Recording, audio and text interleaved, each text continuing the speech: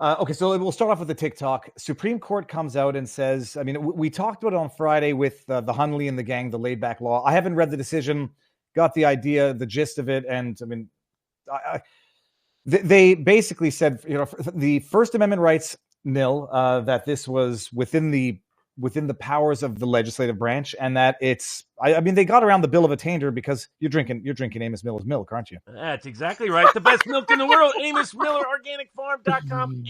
AmosMillerOrganicFarm.com.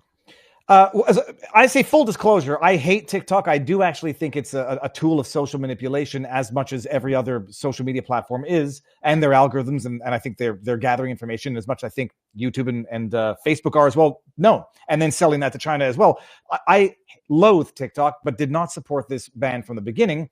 So no one's going to call me a hypocrite. I would have been, just as happy one way or the other. What do you think of the Supreme Court's decision? Like, does this lousy decision, lazy decision by lazy jurists? So it is sad and pitiful how predictable the left has become on the bench. That this past year, other than actually Jackson in a few cases, Sotomayor maybe once or twice, but for the most part, Democratic judges now just vote according to whoever the Democratic partisans want. So here, because this was a Biden and Democratic congressional initiative, a Biden initiative, and even Biden made a big deal about trying to pretend he's Eisenhower, warning about the military-industrial complex. So in his delusion, he goes, but he's either Eisenhower or he's Kennedy. You don't know which one he is on any given day, even though information is flowing out that for the last year, high-ranking media members knew about all of how Biden had completely lost it and covered it up and hid it for as long as they could. Extraordinary scandal, including involving Larry Sabato at the University of Virginia, who does his crystal ball, which manages to always be broken and wrong for the last several election cycles. But in that context, but Biden comes out and says, whatever you do, we got to worry about the tech industrial complex. And there is something to worry about, but it's the ones he's in bed with, not the ones he's going after. So 9-0 Supreme Court, what do they say? They say that it's okay to completely shut down a platform for speech as long as there might be reasonable national security concerns. And because there's so many people that on the right that are obsessed with China, and then the deserved criticism of big tech and big tech monopolies in general, too many people on the right have not paid enough attention to this. Trump, to his credit, was always opposed to the TikTok ban. Robert Kennedy, to his credit, was also opposed to the TikTok ban. But unfortunately, what happened is politically, all the 6 conservatives went along with the 3 conservatives, the 3 institutionalists, and the 3 liberals went along with the Biden administration. And there's all kinds of problems with the law. If the law was limited to saying you can't share this information with China, just write that law. That's that simple. That's not what they did. They're using this as a precedent to try to say we can shut down any speech platform anytime we want. All we got to do is say we might have national security concerns, because they didn't document the national security concerns. The Supreme Court acknowledged in the decision there was no evidence of what they were suggesting had necessarily taken place at scale, private information of individuals being shared without their knowledge or consent to the government of China, which was the purported pretext and predicate for this ban on TikTok. If you dig into it, they could ban Rumble on these grounds. So this was not a good decision at all. Not a good action at all. If I may pause you there, they could ban Twitter or X for similar reasons. Now, I do want to say one thing, because all you have to have is any individual be associated with the tech platform that is otherwise associated at any level with any foreign person that the politicians identify as adversarial to them.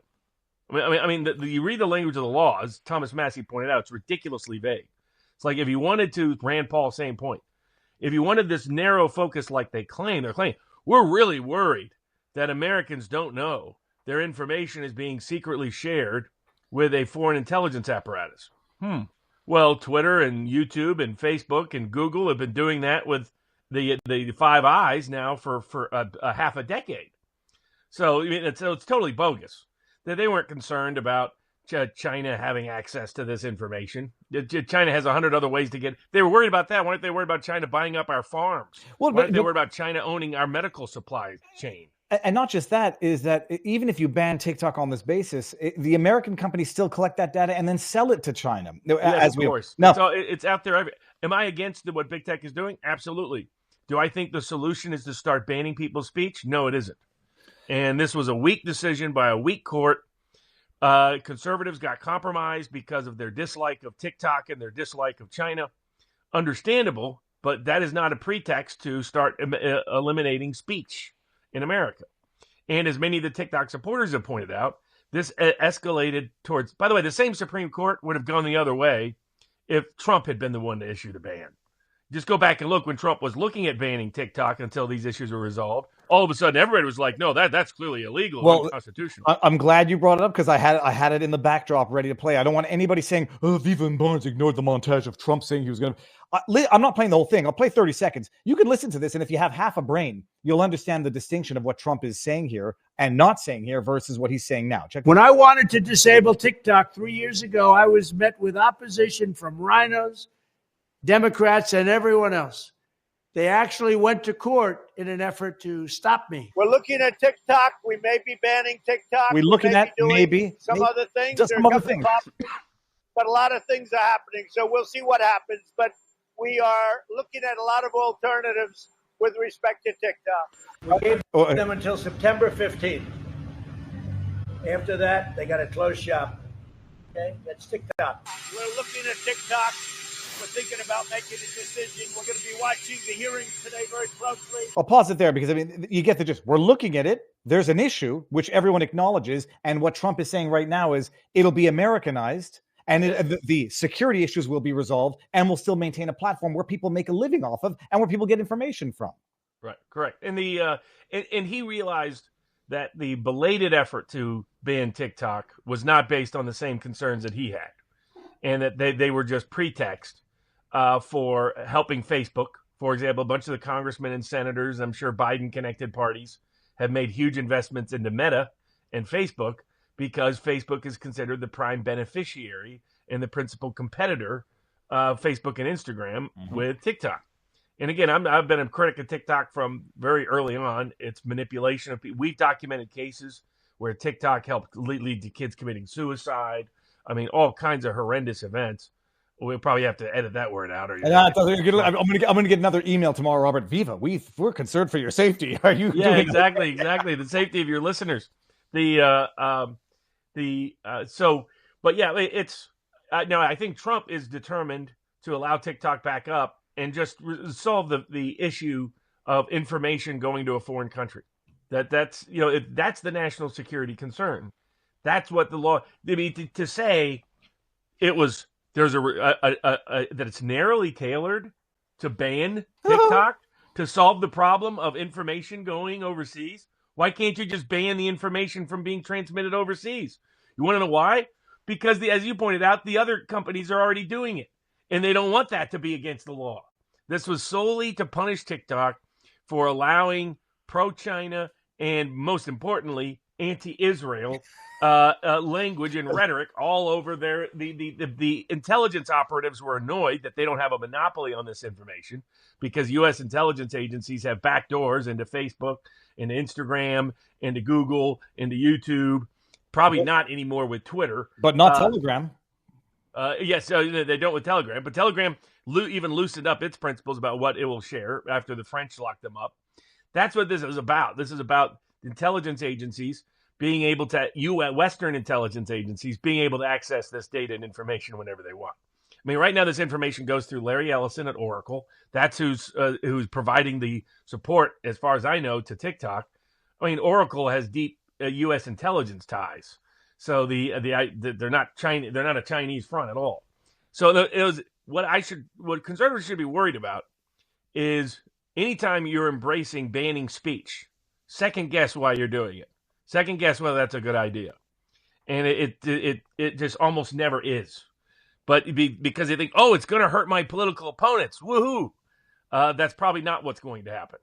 So now I think TikTok will be back up and going because I think Trump doesn't want it to be banned. TikTok was a very effective platform whereby his campaign was able to reach people at extraordinary levels. And so he saw through what they were doing. He was like, "Oh, you're just taking my old ideas and you're just using it as a pretext for an ulterior agenda." I'm thoroughly convinced the pretext is to go after Rumble and to go after Twitter the way they actually went after Telegram. Yep. And look, you might not connect the dots, but you cannot deny the timing of the TikTok ban movement with massive support for the Palestinian movement and massive critique for Israel after October 7. Yeah, that's when it escalated. People like Tom Cotton are deep state war whores, so you can't trust anything people like him and them say. And the point that Rubio made in his confirmation proceedings, the point that J.D. Vance has repeatedly made, he met with the vice president of China, actually, I think yesterday, as part of his incoming VP duties. His point is that we need to look at, and I thought Rubio made a very effective presentation. Richard Barris, People's Pundit Daily, did a breakdown on it, pointing out this was a radical shift for Rubio. Rubio went from a neocon, deep state, war whore advocate to being more on the Trumpish side of the equation because he sees that's where the political future is. But he pointed out that, the issue is going to be our manufacturing base, that's the issue with China. It's not a military conflict. It's what happens if we are dependent upon China for essential medicines, for essential foods, for essential energies. He goes, that's not a world we want to be in. And that's what Trump's focus has always been. Now we have another national security exception to the First Amendment. That's what the Supreme, and it's a unanimous decision, which is even worse. That's the, it was so sad that none of them had the cojones to stand up and say, "Hold on a second." I can appreciate when I might have my own biases where I tend to think unanimity is not necessarily a good thing. Like when there was unanimous opposing Boris Johnson's proroguing of Parliament, I said that's great. That just shows ideological unanimity, which is bad. But when it was unanimous slapping down the Colorado decision, I say that's good because it was so obvious. So I can appreciate my own potential bias there. The fact that not one of them came out and said, I thought I had some decent arguments. If it's a national security issue, you already have the Espionage Act. You have other mechanisms. This is a bill of attainder in that, it doesn't only target TikTok, but it mentions TikTok and its subsidiaries. It's like making a law specifically to shut down one specific company. Yeah. And the ancillary benefit to the other American companies where I don't necessarily mind it, but the only question is whether or not it's lawful. You say like, okay, well now we've got a corporate reason to go after another company and we can reap the windfall, and you can have Facebook lobbying to shut down foreign governments and say, oh yeah, they're foreign companies. Say national security. I don't mind it. But then at the same time, shut down TikTok for national security issues, but then buy 5G towers and solar panels from China doesn't make any sense. Yeah. Well, and as like the Treasury Secretary pointed out and others pointed out during confirmation proceedings, like they keep pretending that China's an environmentally oriented country. And it's like, if you're worried about coal, if you're worried about oil, you should be worried about China because of how much they're doing there. But that's where the focal point should be, not on not on what people are saying on TikTok. And so, and again, I have no problem with prohibiting the gathering of private information or information that should be private, or limiting what big tech can do with that information. But that should be the rule. But of course, they don't want to limit Facebook. They don't want to limit Google. They don't want to limit YouTube. They don't want to limit any of them from being able to engage in spying on the public and sharing information that the public doesn't realize is being shared, that is otherwise private information. So that's why everything about it was hypocritical and fake.